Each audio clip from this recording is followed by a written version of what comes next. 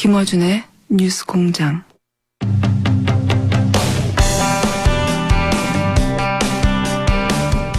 어제 의미 있는 만남이 청와대에서 있었습니다. 시도지사들과 대통령이 만난 건데요. 시도지사 협의회 회장 최문순 강원지사님 뵙겠습니다. 안녕하세요, 지사님.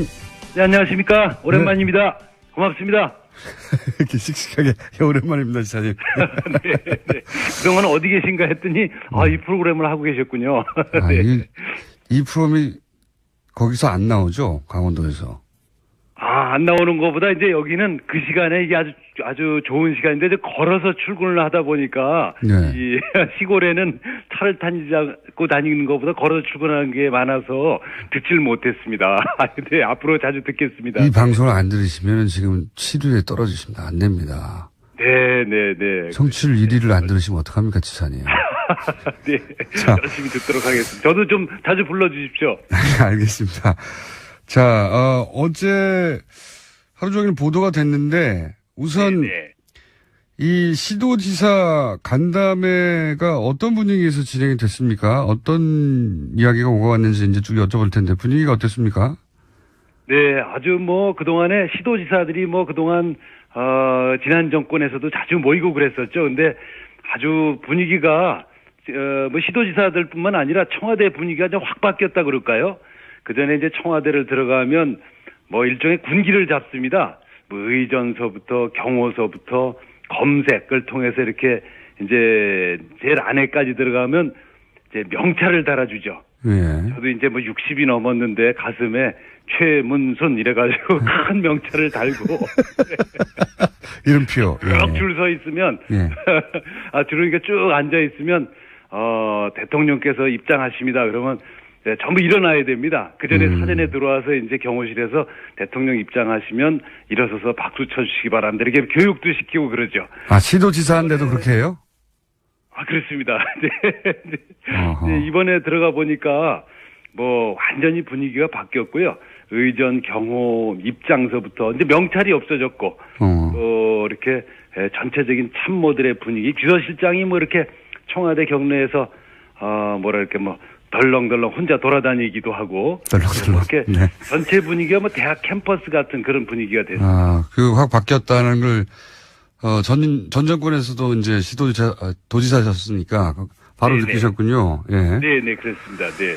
그래서 이제 그런 분위기에서 좀 자유로운 토론이 됐겠네요. 그렇습니다. 이게 그런데 이렇게 충분한 시간을 갖진 못했지만, 예. 시도지사들께서 하고 싶은 얘기는 얼마든지 할 수 있는 그런 분위기가 됐습니다. 그래서 군기 발언을 하셨군요. 그러니까, 그전에는 이제 그 회의 시작하기 전에 이미 바짝 군기가 들게 여러 가지 절차들이 있었는데, 네네. 네, 그런 게 없어져서 군기 발언을 했군요. 그래서. 그렇죠. 의제나 발언 내용이나 발언 시간이나 이런 거를 이제 사전에 규제를 하고 그랬었는데, 이번에도 주제는 통일하자 그랬었는데, 통일이 잘 안 된 채로 발언하는 경우도 많이 있었고, 하여튼 화기애애하면서도 자유롭고, 그렇다고 할 말을 못하는 건 아니고요. 할 말은 다 하면서 부드러운 분위기 속에서 진행이 됐습니다. 언론 보도에 따르면은 중앙정부가 이런저런 권한을 넘겨달라는 얘기가 많이 나온 걸로 보도가 됐는데, 어떤 권한을 넘겨달라는 겁니까? 그렇습니다. 우선 아까 앵커께서도 이제 모두의 말씀을 하셨는데, 이게 굉장히 중요한 사건이면서 정치적으로 또 경제적으로 역사적으로 굉장히 의미 있는 게 되겠습니다. 이제 권한을 넘겨달라는 거는 지금은 이제 권한이 한 8대2 정도로 돼 있습니다. 8이 어느 쪽입니까? 8이 중앙정부입니다. 중앙정부. 거기에는 이제 주로 이제 돈도 8대2고, 조직, 거의 법률, 재정권, 이게 모든 것이 그냥 8대2 정도로 돼 있어서 사실은, 중앙정부가 모든 것을 결정하는 그런, 상황인 거죠. 근데 이게 이제 굉장히 큰 문제가 있습니다. 나라가 이제 커지고, 복잡한 상황에서, 중앙정부가 이렇게 쉽게 대처할 수 없는 상황들을 전국을 하나로 묶어서 정책을 쓰다 보니까, 이게 이제 지역에 가면 전부 엇박자가 나게 되는 거죠. 이제 선진국형에는 맞지 않고 옛날에 우리나라가 이제 일제시대, 그 다음에 뭐 박정희 정권, 전두환 정권을, 군사 독재 정권을 지나면서 이렇게 나라 전체를 국가주의적 체제에서 짜놨기 때문에 이걸 좀 해체하고 선진국형으로 각 지역에서 그 주민들에게 도민들에게 돈과 권력을 돌려달라 이런 뜻이 되겠습니다. 네. 그게 지역마다의 특별한 사정이 분명히 있는데 그거를 80%는 중앙이 권한을 갖고 있다 보니까 문제가 많다. 네. 그렇습니다. 네, 네. 그리고 네네. 그 두 번째 국무회의 정도의 성격을 갖도록 이 네네. 시도지사 간담회를 정례화하자고 얘기가 나왔습니까? 그렇습니다. 이제 이게 문재인 대통령의 공약이었었는데요. 예. 이제 지금 우리나라에 국무회의가 있지 않습니까? 이제 예. 장관들을 중심으로 그렇죠. 총리 장관. 예. 그렇습니다. 국무회의가 있는데 그걸 이제 장관들 중심으로 하다 보니까 지역의 현장의 사정을 모르고 중앙집권적 정치 논리로 이제 의사결정을 하게 돼 있습니다. 그러니까 현장에서 자꾸만 이제 정치와 행정이 멀어지게 되는 거죠. 그래서 우리 시도지사들 또는 거기에 시장 군수들까지 포함해서 얘기를 들어라. 그리고 거기서 의사결정을 하자. 그리고 중앙집권적 질서 속에서 결정되는 것들을 우리한테 한번 거르게 할 수 있게 해달라. 이게 이제 이른바 제2 국무회의 또는 자치분권 국무회의가 되겠습니다. 그래서 그거를 이제 대선 과정에서 약속을 하셨었는데 이번에 다시 이제 재차 약속을 하셨고, 근데 그걸 하려면 이제 법이 만들어져야 되는데 법 만들려면 시간이 걸리니까 우선 임시적으로라도 법률에 준하게 이렇게 운영을 하자 이렇게 말씀을 하셔서 저희들이 뭐 대환영을 하고 이제 구체적으로 다음 달이나 그 다음 달쯤부터는 진행이 될 것 같습니다. 어제 이런 말씀도 하셨어요. 정부에서 돈이 풀리면 돈이 풀리더라도 네네. 소가 지나간 국처럼 이 표현은 아마도 고기가 아니라 그냥 살짝 소를 담궜다가 이것을 네. 마치 고깃국이라 내놓는 것처럼 그냥 돈이 네. 지나갔구나 이런 느낌을 받게 된다고 하셨는데 네. 이게 어떤 의미입니까? 좀 풀어 설명해 주십시오. 네. 아마 이 젊은 세대들은 그 말을 잘 모르실 텐데요. 우리나 이제 문재인 대통령 세대는 군대 가서 밥을 잘 못 얻어 먹던 그런 세대입니다. 그 당시에 이제 고깃국이 나오면 굉장히 저희들이 기다리거든요. 네. 근데 고깃국이 막상 나오면 고기가 한 점도 없습니다. 고기가. 고기 냄새만 나는 정도. 네. 네, 고기 냄새만 나고 기름만 동동 떠 있습니다. 그래, 우리가 그걸 갖다 그래서, 야, 이게 소가 강물을 타고 지나갔구나. 그래서 황우도강탕. 황소가 강물을 지나간 탕이라고 불렀습니다. 그래서 이제 그렇게 마치 그런 것처럼 우리가 이제 요번에 추경을 해서 돈을 많이 풀지 않습니까? 네. 그러면 우리가 이제 어디 가서 뭐 SSM에 가서 쓴다. 그럼 돈을 쓰면 그 돈이 즉시 우리 강원도 같은 경우에는 SSM이 예금 계좌를 갖고 있지 않습니다. 예. 바로 본사로 갑니다. 서울에 있는 본사로 가버리면 이제 한 번 쓰고 마는 거죠. 그러니까 여기서 이 지역에서 서울도 또 마찬가지입니다. 같은 지역에서 이 돈이 이렇게 선순환이 되고 계속 유통이 돼야만 그 돈이 돌아다니는데 한 군데 가서 자꾸 쌓이는 거죠. 이제 정치 권력도 그렇고 돈도 그렇고 금융도 그렇고 뭐 유통도 그렇고 언론도 그렇고 다 이렇게 중앙집권적 질서 속에 있기 때문에 지금 유통이 돈이 없는 게 문제가 아니고 자꾸 한 군데 가서 쌓여서 돌지 않는 게 문제가 되겠습니다. 그래서 그걸 분산시켜야 된다는 거죠. 자꾸 국민들이 안에서 이렇게 돌도록 분산시키는 국가 체제를 이제 만들어 달라 이런 뜻으로 그런 말씀을 드렸습니다. SSM이라고 하면 이제 대기업, 기업형 슈퍼마켓 큰 마트들. 그렇습니다. 예. 그런데 네. 이제 그게 서로 강원도에 있는 곳이라 하더라도 거기서 네. 돈을 쓰면 그 돈이 지역에서 도는 게 아니라 서울로 다 가버린다.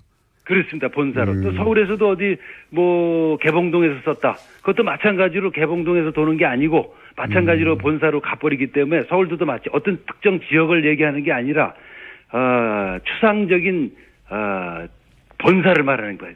중앙 집권적 본사. 이걸 말씀드리는 겁니다. 제대로 지방 분권이 안 되다 보니까 네. 뭐 돈이 들어와도 지방을 위해서 쓰여지지가 않는다 이런 말씀이시네요. 그렇습니다. 그래서 예를 들어서 미국 같은 데는 지역 재투자법이라는 게 있습니다. 아하. 이 지역에서 쓴 돈이라든지 제가 저금한 돈, 그다음에 이런 것들은 이 지역에서 일정 부분이 유통되도록 법으로 정해져 있습니다. 그렇군요. 그 기업이 그 지역에서 돈을 벌었으면 그 네네. 지역에서 일정 정도 써라. 그렇습니다. 그렇습니다. 맞는 얘기죠. 예. 네네. 그런 얘기입니다. 네. 정확한 말씀이십니다. 네. 그러면 이 추경에 대한 입장은 어떻습니까? 시도지사들은 사실 여야 다 있는데 네. 야당은 반대하는데 그 야당의 시도지사들은 또 입장이 좀 다를 것 같아요. 그죠? 그렇습니다. 근데 이제 시도지사들은 그 예. 국회하고는 입장이 좀 다릅니다. 네. 저희는 추경을 좀, 빨리, 많이 해달라 이런 입장인 거죠. 예를 들어 제가 야당일 때, 그리고 바로 직전에, 야당일 때도 저희 야당이 이제 뭐 추경에 반대할 수가 있었겠죠. 그때 이제, 새누리당이 뭐 추경을 하면 반대를 하게 되면 저희가 가서, 반대하지 말고 빨리 돈을 풀어달라. 이런 입장입니다. 그래서 어제도 우리 이제 여야가 지금 반반인데요. 그 대부분 추경에 대해서는 찬성을 했고 좀 빨리 통과가 됐으면 하는 그런 이제 바람들을 갖고 있습니다. 이것도 이제 중앙과 지방의 입장이 다른 거군요. 그렇습니다. 네. 여의도에서는 반대하는데 야당이 네네. 야당 소속이라 하더라도 각 시도지사 입장에서는 추경이 빨리 오기를 바라는 거군요. 그렇습니다. 이제 뭐 늘 이제 이게 일자리라는 게 뭐 급하니까, 네네. 조금이라도 좀 빨리 오면, 좋은 게 되겠습니다. 네. 알겠습니다. 오늘은 여기까지 저희가 시간을 준비했는데요. 네네. 도지사님, 저희 스튜디오에 한번 나오셔서 네네. 이 지방자치에 대해서 좀 길게 얘기할 시간을 가져야 될 것 같습니다. 저희가 지방자치에 대한 이해도가 좀 낮거든요. 네, 그래서 한번 좀 불러주시면, 예. 제가 가도록 하겠습니다. 알겠습니다. 그리고 도지사님 그 사이에는 스마트폰이라는 거 있으시죠? 네네. 네, 스마트폰에는 앱이라는 게 있습니다. 프로그램. 네네. TBS 앱을 다운로드 받으시면 저희 방송을 라디오에서 안 나와도 휴대폰으로 바로 들으실 수가 있습니다. 알겠습니다. 예, 알겠습니다. 네. 전국 어디시나. 좋은 방송 해주시기 바라고요. 저도 한번 좀 불러주시면 고맙겠습니다. 알겠습니다. 자리를 꼭 마련해서 길게 왜 지방자치가 중요한지 직접. 네네. 왜냐하면 지방자치도 오래 하셨지만 직접 회장님이시지 않습니까? 이제 협회. 그렇습니다. 네. 네. 회장님 말씀을. 돌아가면서 하는 거라서 뭐 별 의미는 없는데. 네. 알겠습니다. 회장님. 고맙습니다. 감사드립니다. 스튜디오에 직접 모시겠습니다. 감사합니다. 고맙습니다. 네, 고맙습니다. 네, 지금까지 시도지사 협의회 회장 최문순 강원지사였습니다.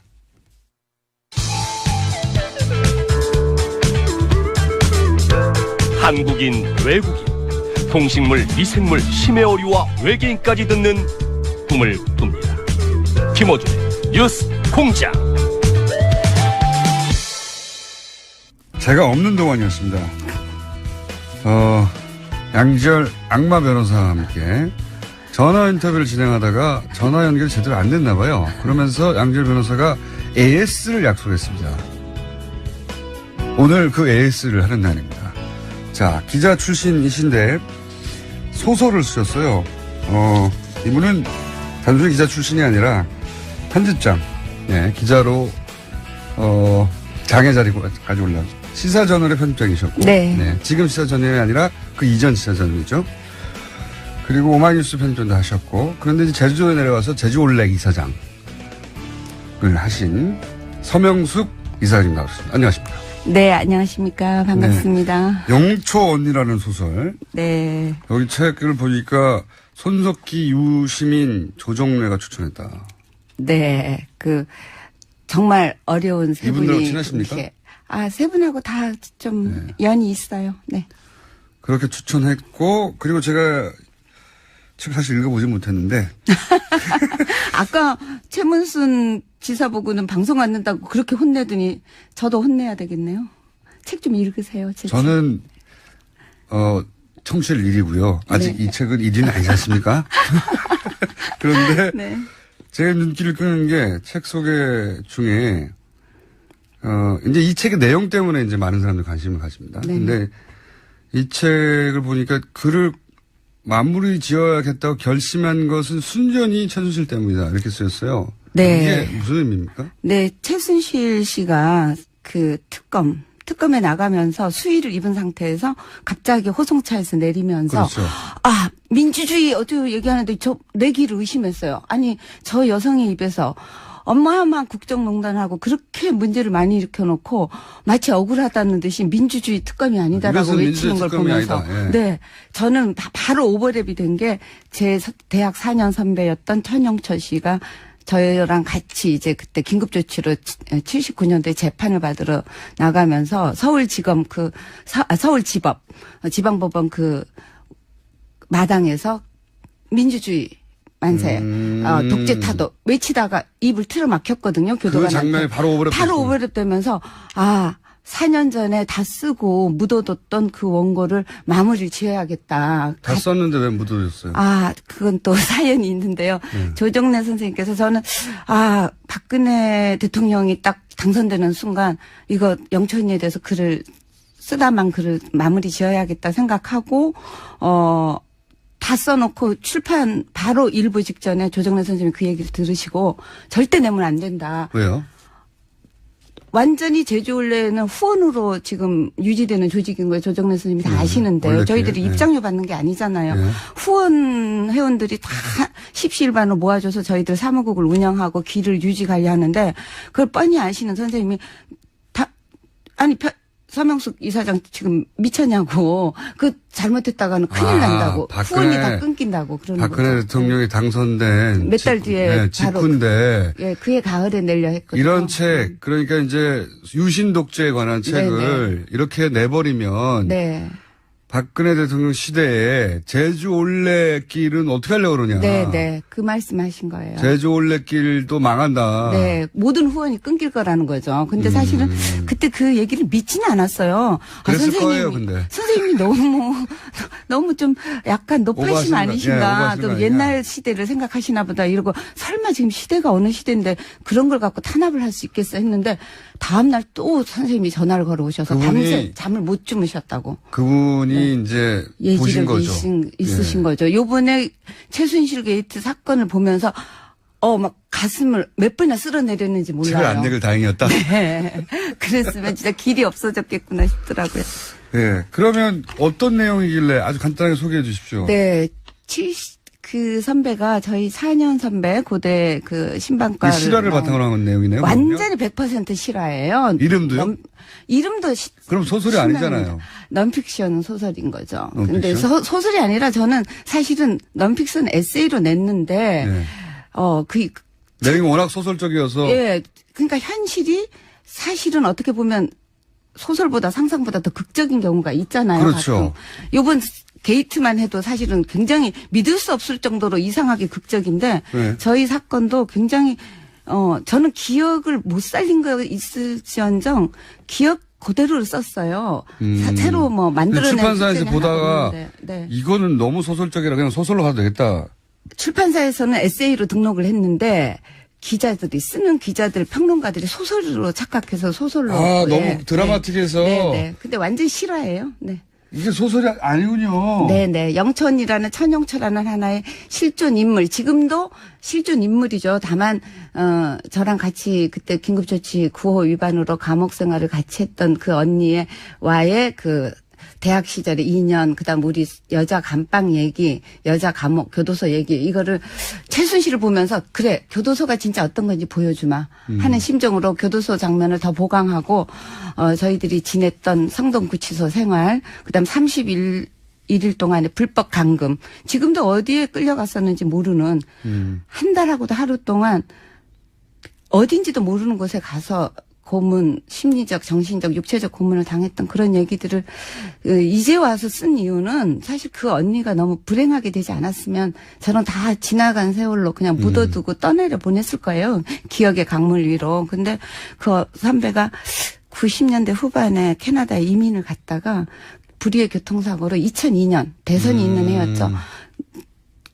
엄청 큰 교통사고를 내서 두 눈이 실명이 됐고 그다음 기억의 상당 부분 잃어버렸어요. 아하. 지금 한 서너 살 정도의 기억력. 그러니까 본인이 감옥 갔다 온 건 기억하는데 저희가 감옥 간 건 또 기억을 못 하시고 뭐 이런 식으로 굉장히 기억이 이렇게 조각조각 나 있는 상황이에요. 그래서 그렇군요. 그 언니를 돕기 위해서 또 그 언니를 기억하기 위해서 그 언니를 모르는 사람한테는 이런 청춘도 있었다는 거. 박근혜 대통령이랑 겨우 한 살 나이 차이. 그 시대를 거의 똑같이 살았는데. 네, 거의 똑같이 살았는데 한 사람은 대통령의 딸이라는 이유로 나중에 대통령까지 되고 그 언니는 그렇게 그래서 그때 내려고 했던 거죠. 그런데 그때 냈으면은 네네. 큰일 난다고 하는 조선호 선생의 네. 조언. 말림이 없었다면은 네네. 지금 제자올레길도 다 망했고 망했고 그리고 블랙리스트에 오르셨을 테고 고초를 많이 당하셨을 텐데 이제 잊고 있다가 최순실 씨가 이것은 민주주의가 아니라고 외치는 걸 보자. 네. 민주주의에 아무것도 기여한 바가 없는 사람이. 그러니까 민주주의를 오히려 파괴하고 농단했잖아요, 국정을. 그런 사람이 오히려 민주주의 많은 사람들 영촌리 1000명의 영촌리 10,000명의 영촌리 그런 사람들이 피와 땀으로 투어까지 돼가면서 조금씩 진전시켜낸 민주주의의 그 수혜는 혼자 다 지금 입고 있잖아요. 네. 온갖 절차적인 걸 요구하고 정말 분하셨군요, 한마디로. 네. 정말. 그래서 다시 4년 전에 멈췄던 없네요. 작업을 마무리해야 요번에, 되겠다고 예. 하고 에세이를 냈는데 기자들이 읽다가 이건 소설이구만 하고 소설을 분류를 해버렸군요. 한두 신문에서 그렇게 나와서 그렇게 알려지고 있는데. 소설이 아니랍니다. 완전히, 넌픽션입니다. 네. 왜냐하면 언론들의 보도를 보면 소설이라는 장르로 소개를 하고 있기 때문에 틀림없이 사실이 아닌 부분이 가미됐을 거야 생각하는데 그게 아니었군요. 전혀 단 1%도 사실을 누락시킨 건 있어도 사실이 아닌 걸 쓴 건 없어요. 오히려 다 못 담아왔지 못 담았지. 네. 제 기억이요. 예. 자, 그런 책이고요. 굉장히 많은 분들이 전문가들 추천하는 책입니다. 이 내용은 사서 읽어보세요. 사서 읽어보시고. 고맙습니다. 네. 그리고 여기까지는 AS고요. 네. 예. 기왕 모신 김에 제가 좀 더 여쭤볼게요. 이제 궁금증인데요, 제가. 네. 강경화 후보자에 대한 겁니다. 예. 강경화 외교부 장관 예. 후보자. 네. 후보자, 제가 이제 계속 궁금해하는 것은, 물론 야당에서는 계속해서 반대하고 있고, 그리고 오늘 아마 문재인 대통령께서 재송부 네, 그렇겠죠. 요청한다고. 그럼 뭐 대략 4, 5일 이내에 네네. 이러면 되겠죠. 근데 제가 궁금한 건 이 부분입니다. 이제 강경 후보자가 그렇게 논란이 돼서 처음에는 이제 부정적 여론이 더 높다가 지금은 이제 긍정적 여론으로 바뀌어갔는데 유독 강경화 후보자에 대해서는 여성 후보가 장관 후보로 처음 나온 것도 아니에요. 근데 유독 강경화 후보자에 대해서는 외무부 내에서도 외교부 내에서도 외교부 장관들 혹은 그 유엔 대사들 네, 그리고 역대 김대중, 노무현, 이명박 정부의 역대 외무부 장관이 전부 다 외교부 했죠. 장관이 예. 전부 지지선언을 했고 심지어 외교부 노동조합도 지지선언을 했고. 저희도 그거 다 다뤘는데 그래서 제가 왜 이 후보는 유독 이런 이례적인 전례가 없는 지지를 받고 있는가? 네. 그러니까 우리가 모르는 게 있는 건가? 이 후보에 대해서. 근데 여성계에서도 또 언론과 국회 고함이라는 성명서를 냈고. 네, 저도 그 거기 이름 성명에 올리셨더라고요. 네, 이름을 올렸는데요. 궁금해서 여쭤보려고요. 왜 이 여성 후보, 장관 후보 많았잖아요. 그런데 이런 적이 없었는데. 네, 제주 올레길을 내기 위해서 저는 이제 내려간 지가 10년인데 그 10년 동안의 정치적인 문제에 대해서 입장 표명은 딱 2번밖에 한 적이 없어요. 한 번은 대통령 선거 전에 박근혜 대통령 후보가 여성 후보지만 우리 여성계는 반대한다라는 네. 그거를 대선 일주일 전에 한번 낸 때 제가 동참했었고 요번에 강경화 그 장관 후보에 대해서는 지지한다는 한 번은 반대한다는 한 번은 지지한다는 그거는 여성이기 때문에 반대하거나 여성이기 때문에 지지한 게 아니라 자격이 없는데 여성 후보인 걸 내세워서 대통령이 되려는 것에 대해서 반대했고 이번에는 자격이 있는데 여성이란 이유로 정치적 빅딜의 희생양이 될 것 같아서 이제 이런 자격이 있는 후보가 모든 여성계에서는 이때까지 여성 후보들이 낙마할 낙마할 위험에 처한 적이 많았잖아요. 실제 낙마한 적도 있고. 네. 그런데 그런 건 없다가 왜 하필 강경화 후보에 대해서만 그렇습니까? 너무나 충분히 자격이 있는 데다가 지금 잘못하면은 한 명이라도 낙마를 시키려는 자유한국당, 국민의당 그런 어떤 정치적 구도 안에서 자칫하면 희생양이 될 거라는 지금 굉장히 강력한 그 심증이 가기 때문에. 그러니까 결격 사유가 뭐 보는 사람의 정도에 따라서는 정도가 차이가 있긴 하겠는데 네. 그걸 훨씬 넘어서는 자질이 있는데 그럼요. 그런데 그게 이런 정쟁 가운데서 혹시 이 후보가 아깝게 낙마할까 봐 그게 너무 안타까운 겁니까? 그렇죠. 저는 자유한국당 정우택 그 원내대표가 이 강경화 후보를 얼굴마담 뭐 자격이 없는데 이 정부의 뭐 여성 그 우대 정책에 얼굴마담으로 했다는 얘기에 굉장히 붕괴하는데 얼굴마담 얘기는 정말이지 자한당에서는 하면 안 되는 얘기죠. 왜냐하면 아니 정말로 자격이 없는 여객선 선장보다도 배 자체를 몰면 안 되는 박근혜 씨를 18년이나 집안에서 집안 살림을 한 것도 아니고 그냥 유폐되다시피 살던 그분을 단지 TK 어떤 정서 그다음에 박정희 향수를 생각하는 향수를 가진 노년층을 의식해서 정치권을 불러내서 얼굴마담으로 선거 때마다 오로지 악수와 인사로 표를 획득할 수 있는 그 사람을 얼굴마담으로 내세운 정당이 바로 자유한국당의 전신인 새누리당 그다음에 인데 어떻게 한나라당인데. 이 인사를 얼굴마담이라고 공격할 수 있느냐. 얼굴마담 정치를 내내 일관해온 자유한국당이 얼굴마담도 아니고 능력으로 유엔에 가서 유엔의 사무총장 인수위원장까지 했던 그리고 역대 유엔에서 다들 인정하는 어떻게 보면 세계 외교의 가장 무대인 유엔에서 이미 능력이 검증되고 시험되고 단련된 그런 사람을 얼굴마담이라고 얘기할 수가 있는 거예요. 여성계 후무치한 일이죠. 특히 어필하는 대목이 어디였죠? 여성계라고 하는 여성이어서 튀어나온 게 아니라고 말씀하셨는데 그럼요. 왜냐하면 실제로 여성계가 특정 여성 장관 후보를 위해서 이렇게 낸 적은 없으니까. 네. 근데 제가 궁금한 지점은 뭐가 어필하는 것일까 계속 궁금한 거거든요. 그분이 이제 뭐 능력이 있다는 것도 알겠고요. 그리고 외교부가 또 지지 선언하는 것은 외교부 노조한테 들어봤거든요. 외교부가 순혈주의에 갇혀 있는데 외부에서 이렇게 능력 있는 분이 와서 개혁을 해주길 바라고 뭐 이런 기대가 있고. 근데 이제 너무 전례가 없는 분야에서 자꾸 지지 선언이 나오니까 저는 이해하고 싶어서 자꾸 여쭤보는 건데 여성계에 어필한 대목이 어딘가요? 이 후보가? 사실은 이분이 여성계랑 어떠한 국내에 많은 그 연고가 없어요. 주로 해외에서 많이 그러니까요. 활동을 했고 외교 분야에서 또 국회에서 활동할 때도 여성이라는 시선과 여성이라는 조직, 여성이라는 이름으로 연대를 크게 해본 적이 없는데도 불구하고 왜 나섰죠? 저희들이 나선 이유는 기본적으로 외교부 장관으로서 역할을 가장 잘 수행할 수 있는 사람인 자질을 봤다. 네, 그 자질 때문이죠. 근데 그게 여성이기 때문에 폄하된다 오히려 거꾸로. 예, 여성이기 때문에 폄하되고 아니 전 그 말도 정말 국민의당 김동철 원내대표가 여객선 선장이면 몰라도 군 항공모함을 맡길 수는 없다.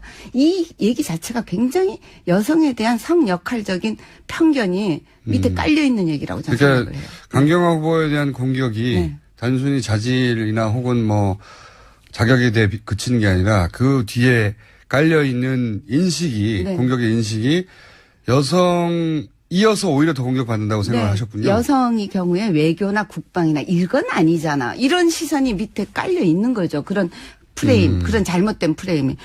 아니 여성한테 왜 군 항공모함 함장을 시키면 안 되는 건데요. 국방 통수권자도 시켰잖아요. 박근혜 그렇네요. 엄청 배를 몰아도 안 되는 사람을 통수권자도까지 시켜놓고서는. 네. 그렇게 듣고 보니 그렇네요. 예. 항공모함 안 된다. 군을 남자가 가야 된다 그 자리는 이렇게 얘기하는데 대통령까지 시켜놓고 무슨 얘기냐 그쪽에서는 맞는 말씀이네요. 네. 그리고 사실 국방장관 뭐 유럽에서는 국방장관 여성들이 많이 합니다 이제는. 많이 하잖아요. 항공모함 모는 정도가 아니라 항공모함을 모는 함장 위에 국방장관이 여성이 많이 합니다. 근데 어쨌든 그런 공세 속에서 이것은 여성이라서 더욱 공격받는 부분이 있기 때문에 그 한국의 이제 전통적인 여성계하고는 연고가 없지만 우리가 나서서 도와줘야 되겠다고. 그럼요. 그 안에 여성이기 때문에 일을 못할 거라는 인식이 깔려 있는 걸 발견하신 거군요. 그럼요. 우리 여성들은 그 지점을 읽죠. 이건 간파하는 거죠.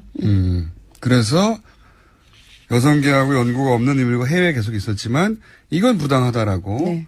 그렇게 느낀 사람이 많았기 때문에 여성계가 나온 저는 것이다. 이 강경화 그 후보가 기본적으로 여성 플러스 국내에 계속 머물질 않았기 때문에 방어해줄 그 인맥이 연고도 없어서. 없고 인맥도 예. 없고 학벌도 없고 네. 뭐. 근데 그런 라인도 사람이야말로 없고. 개혁과 이 외무부를 개혁할 수 있는 사람이죠. 네. 외교부. 이유를 어느 정도 이해했습니다. 그거를 남자들은 놓쳤을지 모르겠는데 여성들 입장에서는 그게 예민하게 다가온 거군요. 네. 그래서 사실 외교부하고 여성계하고 아무 상관이 없잖아요. 네. 예. 그리고 저는 사실 그 외교부에서 어떤 강대 국가의 외교도 중요하지만 교민을 보호하고 자국민을 보호하는 시선은 여성적인 시선이 굉장히 필요하다고 생각해요. 사실 여행 가는 사람들이나 혹은 해외 교포들이 그 현지 대사관이나 영사관의 서비스에 불만이 참 많거든요. 네. 거의 VIP 외교만 하잖아요. 접대만 하잖아요. 한국에서 높은 분들 오는 거에만 시선을 곤두세우고 있고 정작 자국민 보호하는 데는 되게 불만이 많죠. 예. 예.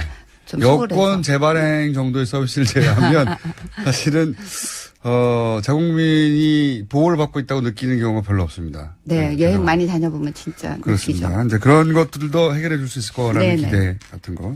자, 오늘은 원래 소설책 때문에 나오신 거예요. 그것도 게다가 AS가 소설 아닌 소설이 네. 아니고 에세이. 네. 소설책으로 알려져 있으나 실제로는 실화. 네. 완벽한 실화. 네네. 그리고 지금 서명숙 선생님의 자전적 내용도 들어있기는 당연히 등장인물로. 네, 저도 같이 감옥에 들어갔었으니까요. 그리고 네. 언니를 대학교 2학년 때 만나서 지금까지 제 얘기가 시줄 날줄로 같이 들어가 있죠. 네. 그렇군요.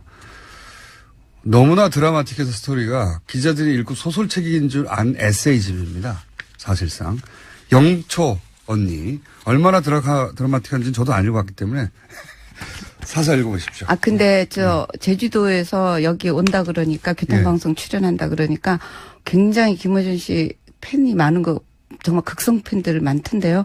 제주도만 있는 게 아닙니다. 아니 근데 제주도에서조차도 그러면서 꼭 좀 안부 전해달라고 얘기하더라고요. 그래요? 네. 제주도에 어떤 분들인가요?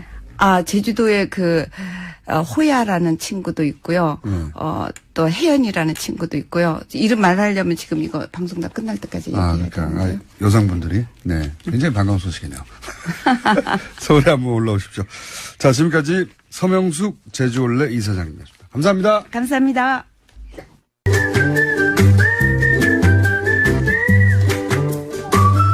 김진애 박사님 나오셨습니다. 안녕하십니까. 이제 그냥 쑥 들어오네. 아니, 아까 쑥 들어오셨잖아요. AS 하고 있는데 주골주골 하면서. 아니, 우리 앞에 서명숙 이사장님의 특징 중에 하나가 굉장히 뭘 많이 흘리고 다니시는데 여기에 또 오늘 출입증을 흘리셔서 제가 그걸 갖다 드리느라고. 네. 근데 그러면 제가요, 네. 오늘 또 최문순 시장님 앞에 또 영초 언니 인터뷰하느라고 시간이 좀 짧아져서. 박사님이 네. 서명숙 이사장님 얘기를 더 들으라고. 네. 제가 시간을 좀 더 시간을 줄이겠다고 드렸어요. 해가지고. 또 왜냐면 제가 하도 별로 얘기를 안 해주셔서 제가 좀 얘기 좀 하고 오늘의 주제인 남자 화장실에 대해서는 제가 그냥 인트로덕션만 하고 갈게요. 오늘 주제가 남자 화장실. 남자 화장실이에요. 근데 왜 남자 화장실? 남자 그게 궁금해. 나중에 1분만 하고 남자 갈게요. 화장실에 대한 불만 저도 있어요. 네. 그럼요. 네. 근데 이제 이 서명숙 이사장님이 얘기하신 영초 언니, 네. 뭐냐면 영초 언니는 이건 그러니까 정말 뭐냐면 그러니까 제가 잘 울 것 같아서요. 별로 잘 안 울 것 같죠. 근데 영초 언니는 얘기만 들어도 눈물이 납니다. 그 정도로 드라마틱. 근데 네.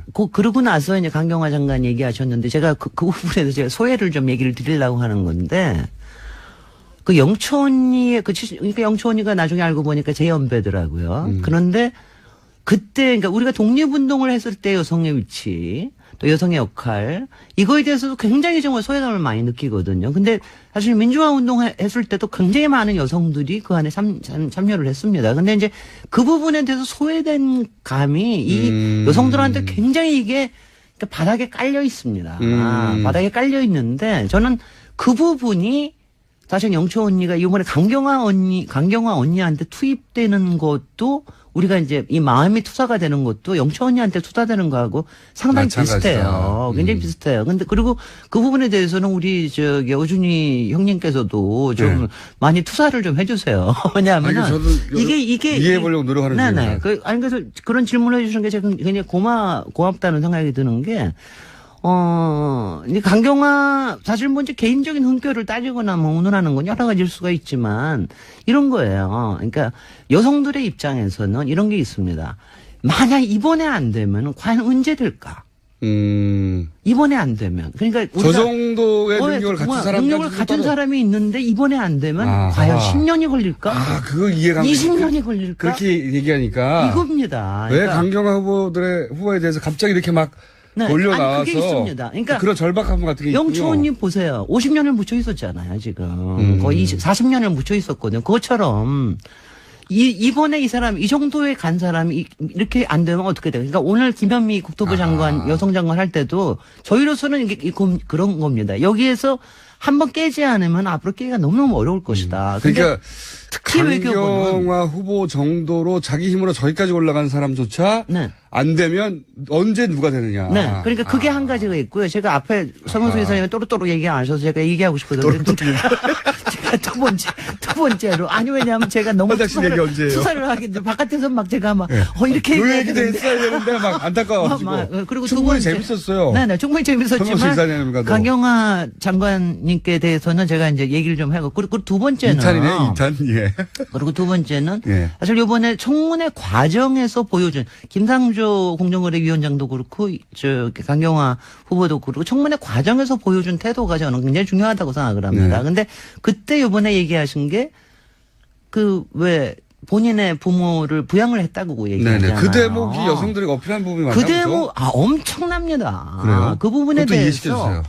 그러니까 간단하게 아니, 말하면 그렇게 말하면 이해가 안 돼 도대체. 난 그러니까 이해가 안 되는 거야. 간단하게 정말. 말하면 어. 모르시는 분도 있으니까 그 부모님의 네. 여러 가지 경제적 문제가 있어가지고 결혼하고 나서도 네. 남편의 경제와 그 분리해서 네. 왜냐하면 자신이 그 부모님 부양했어야 했기 때문에 경제를 완전히 분리해서 운영했다. 아니 이제 이렇게 거예요. 얘기했단 그러니까 말이죠. 본인의 예. 이 그게 왜 여성들한테 어필하는 경험이 거죠? 없으셔서 그럴 수도 있는데 저는 제가 제 엄마를 추억을 할 때 우리 엄마의 가장 한이 뭐냐면은 친정에 못 사는 친정에 조금이라도 뭔가 도와주고 싶은데 그러면 눈치 보는 거야. 눈치 보는 거예요. 근데 그렇게 하는 여성들은 물론 요새 그렇지 않은 여성들도 많지만 그런데 거기서 경제를 완전히 근데 분리해서 경제를 분리해서 자기가 경제권을 가지고 있으면서 그걸 가지고 부양을 한다. 그걸 남편의 그걸 도움을 받지 남편까지 그리고 그걸 남편이 또 이해를 해줬다. 뭐 그리고 자세한 내용은 모르겠지만 이렇게 남편한테 피해를 주지 않기 위해서 네. 경제를 분리하고 그리고 부양하면서 자기 힘으로 실제로 성공했다. 네네. 이런 데서 그러니까 오는 이거에서 오는 이게 뭐냐면 굉장히 이건 센 언니가 아니라 굉장히 공감이 가는 언니다. 이 얘기고요. 거기서 그다음에 확 넘어가는구나. 네네. 또. 그다음에 또 있습니다. 세 또 있어요? 번째. 말이죠. 위안부 문제를 가지고 이거 예. 위안부 문제를 화장실 가지고 얘기 언제 합니까? 예. 위안부 문제를 가지고 외교적인 거로 갈 수 있다. 그러니까 평화와 인권에 대해서 외교 문제로 정당하게 가져갈 수 있다라고 하는 거에 대한 기대라는 게요. 이 여성들한테는 엄청나게 큽니다. 맞습니다. 마음에. 그 부분은요, 저도 동의하는 게, 네. 위안부 문제를 국가 간의 분쟁으로 만들어버렸어요. 그럼요. 이번, 박근혜 정권에서는. 네. 근데 국가 간의 분쟁이 되는 순간 미국이 끼어들어서 중재할 이유가 없어요. 그럼요. 그런데 이것이 보편 인권의 문제가 되면 네네. 미국 내에 이전 정권에서 그랬죠. 미국 내에 정치권에서도 네. 인권의 문제가 되면 그러니까 개입하거든요. 우리가 외교에 말하자면 카드가 엄청나게 올라가는 격상된 겁니다. 거죠. 네. 그러니까 이거 굉장히 중요하고 그리고 네 번째 짧게. 네 번째는 같은 여성인 이현주 의원 같은 사람이 여자는 안 된다. 남자 장관 해야 이게 또 된다. 화가 이런 나는 바보가 이런 바보 같은 얘기 때문에 더 화가 나는 거. 이거 네 가지입니다. 이거 하고요. 그다음에 그러면서 갑자기 아무 연고 없던 여성계가 여성계가 이거 막 도와줘야 뭐야? 되겠다. 네네. 네. 그리고 저도 별로, 그리고 생기기도 너무 잘생겼잖아. 코라고 멋있어. 이쁘진 않은데 잘생기셨어. 그런 이유로 여성계가 네. 아무런 연고도 국내에서 가지고 있지 않던 네. 그리고 외교 문제하고 특별히 여성계가 개입하지 않았던 이 이슈에 확 개입을 했게 된 그럼요. 것이다. 네네. 그래서, 그리고 이제 화장실에 대해서는요. 네, 저희가 이제 드디어 30초밖에 저희가 일상의 주제로 돌아왔는데 거의 6달 만인데 6달 전에도 화장실 한 번 한 적이 있습니다. 남자 그때 화장실에 대해서 화장실은 정말 인간의 본질이 나타나는 건데 이번에 이제 남자 화장실을 먼저 문제는, 하고 문제는 제일 큰 문제 안 가르쳐주고 수수께끼로 해놓고 끝나죠. 근데 이제 그게 이렇게만 하겠습니다. 김어준 남자는 뭐가 불편할까? 설계하는 나는 뭐가 문제일까? 저는 이걸 청소하는 청소부 아줌마는 뭐가 문제일까? 저는 청소부 바깥에서 남자 화장실을 보는 사람은 뭐가 문제일까? 청소부 아주머니에 대해서 불만이 있어요. 여러 각도로. 지금 용변을 보고 있는데 네. 청소를 대걸레를 하면은 막 한쪽 다리 들고 그래야 돼요. 그럼요. 이게 이런 게 신나는 복수입니다. 그래서 다음 주일에 네. 여러 의견도 많이 여기서, 들어오니까 하겠습니다. 김진애 박사님이었습니다. 김어준이었습니다. 내일 뵙겠습니다. 안녕. 안녕. 회의 정도의 성격을 갖도록 이 네네. 시도지사 간담회를 정례화하자고 얘기가 나왔습니까? 그렇습니다. 이제 이게 문재인 대통령의 공약이었었는데요. 예. 이제 지금 우리나라에 국무회의가 있지 않습니까? 이제 예. 장관들을 중심으로 그렇죠. 진행되는 총리 장관. 예. 그렇습니다. 국무회의가 있는데 그걸 이제 장관들 중심으로 하다 보니까 지역의 현장의 사정을 모르고 중앙집권적 정치 논리로 이제 의사결정을 하게 돼 있습니다. 그다음에 그 현장에서 자꾸만 이제 정치와 행정이 멀어지게 되는 거죠. 그래서 우리 시도지사들 또는 거기에 시장 군수들까지 포함해서 얘기를 들어라. 그리고 거기서 의사결정을 하자. 그리고 중앙집권적 질서 속에서 결정되는 것들을 우리한테 한번 거르게 할 수 있게 해달라. 이게 이제 이른바 제2국무회의 또는 자치분권 국무회의가 되겠습니다. 그래서 그거를 이제 대선 과정에서 약속을 하셨었는데 이번에 다시 이제 재차 약속을 하셨고, 근데 그걸 하려면 이제 법이 만들어져야 되는데 법 만들려면 시간이 걸리니까 우선 임시적으로라도 법률에 준하게 이렇게 운영을 하자 이렇게 말씀을 하셔서 저희들이 뭐 대환영을 하고 이제 구체적으로 다음 달이나 그 다음 달쯤부터는 진행이 될 것 같습니다. 어제 이런 말씀도 하셨어요. 정부에서 돈이 풀리면 돈이 풀리더라도 네네.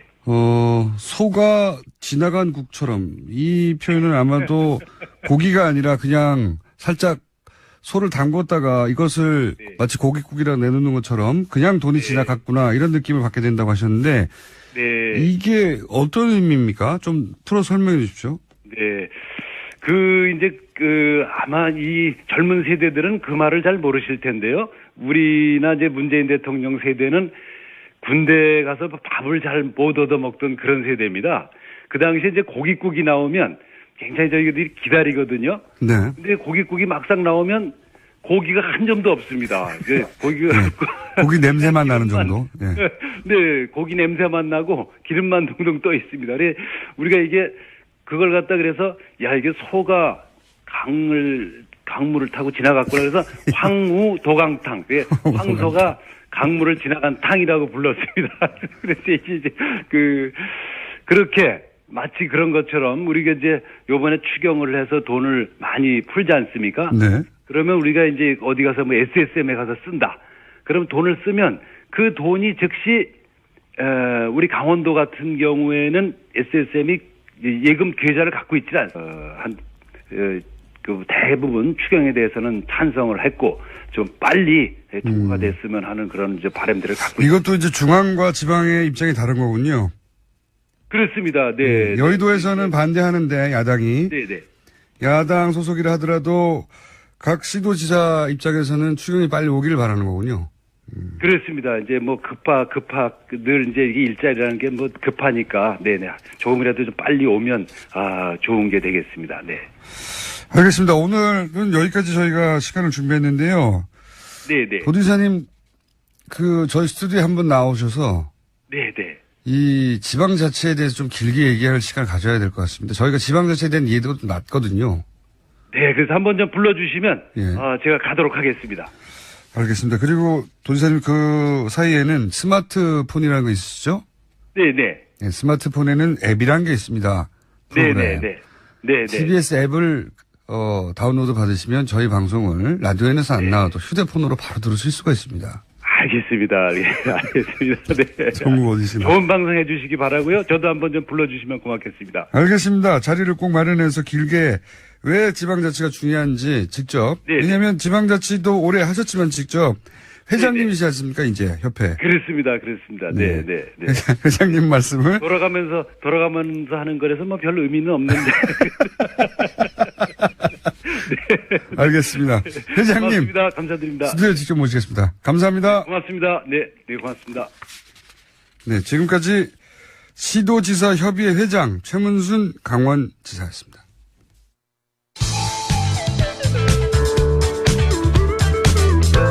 한국인, 외국인, 동식물, 미생물, 심해 어류와 외계인까지 듣는 꿈을 꿉니다. 김어준의 뉴스 공장. 제가 없는 동안이었습니다. 양지열 악마 변호사와 함께 전화 인터뷰를 진행하다가 전화 연결이 제대로 안 됐나 봐요. 그러면서 양지열 변호사가 AS를 약속했습니다. 오늘 그 AS를 하는 날입니다. 자, 기자 출신이신데 소설을 쓰셨어요. 이분은 단순히 기자 출신이 아니라 편집장, 네, 기자로 장애 자리까지 올라왔죠. 시사저널의 편집장이셨고, 네. 지금 시사저널이 아니라 그 이전 시사저널이죠. 그리고 오마이뉴스 편집장도 하셨고, 그런데 이제 제주도에 내려와서 제주올렉 이사장을 하신 서명숙 이사장님 나오셨습니다. 안녕하십니까? 네, 안녕하십니까. 반갑습니다. 용초. 입니다. 예. 바로 본사로 갑니다. 서울에 있는 본사로 가버리면 이제 한 번 쓰고 마는 거죠. 그러니까 여기서 이 지역에서 서울도 또 마찬가지입니다. 같은 지역에서 이 돈이 이렇게 선순환이 되고 계속 유통이 돼야만 그 돈이 돌아다니는데 한 군데 가서 자꾸 쌓이는 거죠. 이게 이제 정치 권력도 그렇고 돈도 그렇고 금융도 그렇고 뭐 유통도 그렇고 언론도 그렇고 다 이렇게 중앙집권적 질서 속에 있기 때문에 지금 유통이 돈이 없는 게 문제가 아니고 자꾸 한 군데 가서 쌓여서 돌지 않는 게 문제가 되겠습니다. 그래서 그걸 분산시켜야 된다는 거죠. 자꾸 국민들이 안에서 이렇게 돌도록 분산시키는 국가 체제를 이제 만들어 달라 이런 뜻으로 그런 말씀을 드렸습니다. SSM이라고 하면 이제 대기업, 기업형 슈퍼마켓 큰 마트들. 그렇습니다. 예. 그런데 네. 이제 그게 서로 강원도에 있는 곳이라 하더라도 거기서 돈을 쓰면 그 돈이 지역에서 도는 게 아니라 서울로 다 가버린다. 그렇습니다. 본사로. 또 서울에서도 어디 뭐 개봉동에서 썼다. 그것도 마찬가지로 개봉동에서 도는 게 아니고 마찬가지로 본사로 가버리기 때문에 서울도 마치 어떤 특정 지역을 얘기하는 게 아니라 추상적인 본사를 말하는 거예요. 중앙 집권적 본사. 이걸 말씀드리는 겁니다. 그러니까 제대로 지방 분권이 안 되다 보니까 네. 뭐 돈이 들어와도 지방을 위해서 쓰여지지가 않는다 이런 말씀이시네요. 그렇습니다. 그래서 예를 들어서 미국 같은 데는 지역 재투자법이라는 게 있습니다. 아하. 이 지역에서 쓴 돈이라든지 제가 저금한 돈, 그다음에 이런 것들은 이 지역에서 일정 부분이 유통되도록 법으로 정해져 있습니다. 그렇군요. 그 기업이 그 지역에서 돈을 벌었으면 그 네네. 지역에서 일정 정도 써라. 그렇습니다. 맞는 얘기죠. 예. 네, 그런 얘기입니다. 네, 정확한 말씀이십니다. 네.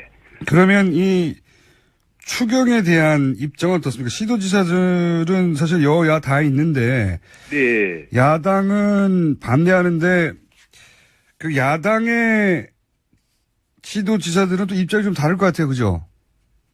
그렇습니다. 근데 이제 시도지사들은 예. 국회하고는 입장이 좀 다릅니다. 예. 저희는 추경을 좀 빨리 많이 해달라 이런 입장인 거죠. 예를 들어 제가 야당일 때 그리고 바로 직전에 야당일 때도 저희 야당이 이제 뭐 추경에 반대할 수가 있었겠죠. 그때 이제 새누리당이 뭐 추경을 하면 반대를 하게 되면 저희가 가서 반대하지 말고 빨리 돈을 풀어달라. 이런 입장입니다. 그래서 어제도 우리 이제 여야가 지금 반반인데요. 김어준의 뉴스 공장.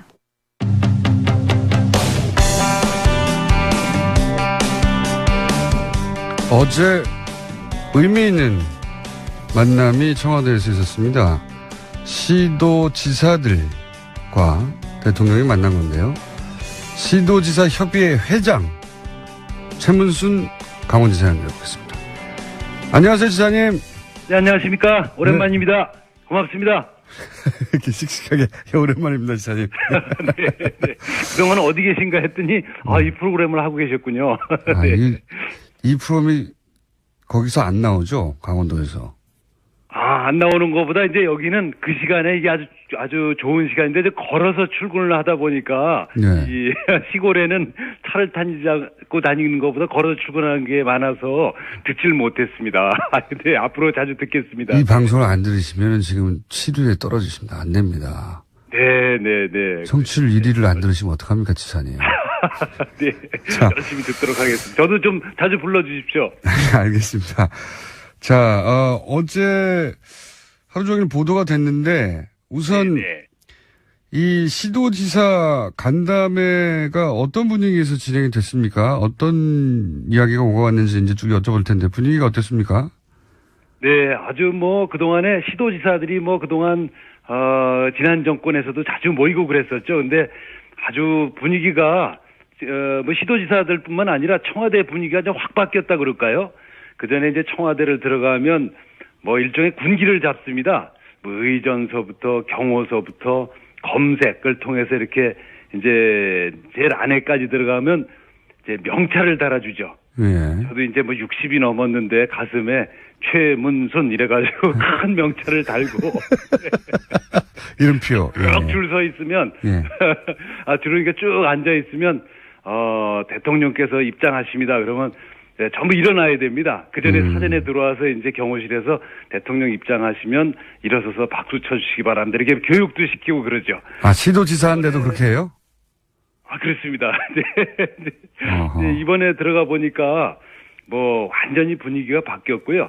의전, 경호, 입장서부터 이제 명찰이 없어졌고, 이렇게 전체적인 참모들의 분위기, 비서실장이 이렇게 청와대 경내에서 덜렁덜렁 혼자 돌아다니기도 하고, 이렇게 네. 전체 분위기가 대학 캠퍼스 같은 그런 분위기가 됐습니다. 확 바뀌었다는 걸 전 정권에서도 이제 도지사셨으니까 바로 네네. 느끼셨군요. 예. 네, 그렇습니다. 네. 그래서 이제 그런 분위기에서 좀 자유로운 토론이 됐겠네요. 그렇습니다. 이게 그런데 이렇게 충분한 시간을 갖진 못했지만, 예. 시도지사들께서 하고 싶은 얘기는 얼마든지 할 수 있는 그런 분위기가 됐습니다. 그래서 군기 발언을 하셨군요. 그러니까, 그전에는 이제 그 회의 시작하기 전에 이미 바짝 군기가 들게 여러 가지 절차들이 있었는데, 네. 그런 게 없어져서 군기 발언을 했군요. 그래서. 그렇죠. 의제나 발언 내용이나 발언 시간이나 이런 거를 이제 사전에 규제를 하고 그랬었는데, 이번에도 주제는 통일하자 그랬었는데, 통일이 잘 안 된 채로 발언하는 경우도 많이 있었고, 하여튼 화기애애하면서도 자유롭고, 그렇다고 할 말을 못하는 건 아니고요. 할 말은 다 하면서 부드러운 분위기 속에서 진행이 됐습니다. 언론 보도에 따르면은 지방정부에 중앙정부가 이런저런 권한을 넘겨달라는 얘기가 많이 나온 걸로 보도가 됐는데, 어떤 권한을 넘겨달라는 겁니까? 그렇습니다. 우선 아까 앵커께서도 이제 모두의 말씀을 하셨는데, 이게 굉장히 중요한 사건이면서 정치적으로 또 경제적으로 역사적으로 굉장히 의미 있는 게 되겠습니다. 이제 권한을 넘겨달라는 거는 지금은 이제 권한이 한 8대2 정도로 돼 있습니다. 8이 어느 쪽입니까? 8이 중앙정부입니다. 중앙정부. 거기에는 이제 주로 이제 돈도 8대2고, 조직, 거의 법률, 재정권, 이게 모든 것이 이제 8대2 정도로 돼 있어서 사실은, 중앙정부가 모든 것을 결정하는 그런, 상황인 거죠. 근데 이게 이제 굉장히 큰 문제가 있습니다. 나라가 이제 커지고, 복잡한 상황에서, 중앙정부가 이렇게 쉽게 대처할 수 없는 상황들을 전국을 하나로 묶어서 정책을 쓰다 보니까, 이게 이제 지역에 가면 전부 엇박자가 나게 되는 거죠. 이게 이제 선진국형에는 맞지 않고, 옛날에 우리나라가 이제 일제시대, 그 다음에 박정희 정권, 전두환 정권을 군사 독재 정권을 지나면서 이렇게 나라 전체를 국가주의적 체제에서 짜놨기 때문에 이걸 좀 해체하고 선진국형으로 각 지역에서 그 주민들에게 도민들에게 돈과 권력을 돌려달라 이런 뜻이 되겠습니다. 네. 그게 지역마다의 특별한 사정이 분명히 있는데 그거를 80%는 중앙이 권한을 갖고 있다 보니까 문제가 많다. 네. 그렇습니다. 네, 네. 그리고 네네. 두 번째 국무